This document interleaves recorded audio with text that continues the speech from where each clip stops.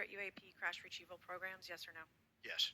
Okay, were they designed to identify and reverse engineer alien craft, yes or no? Yes. Does the U.S. government have any reverse, okay, we've already answered that question about retrieval programs. Do any U.S. contractors have the same? I would prefer to address that in a closed session, ma'am. Okay. In your book, you mentioned government employees who've been injured by UAPs, placed on leave, and receiving government compensation for their injuries. Is that correct? That is correct. How can the government deny we have recovered craft if they're paying people because they've been injured by recovered craft? Ma'am, that's a great question. That's why I think we're here again, because I've seen the documentation by the U.S. government for several of these individuals who have sustained injuries as a result of a UAP incident. It's a crazy idea, right? The hypocrisy and the logic. Okay, Mr. Schellenberger, I'm going to say it again to be very clear. Immaculate Constellation. What's its mission and how are they funded?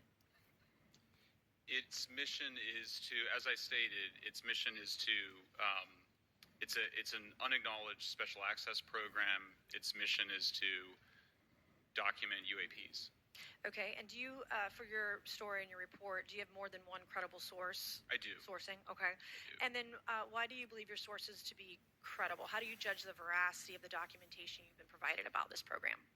I checked the sources, and they are who they say they are. They are current or former government officials. I wanted to also add that I did not specify that they were Defense Department employees. I didn't specify the agency nor the gender. Would they have included non-government employees, people that aren't employed by the government?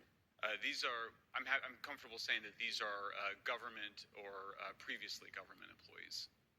Any of them currently employed by a private contractor or private contractors? I'd rather not say. Okay. What's the key takeaway, just a few seconds, about the Immaculate Constellation document you provided us today?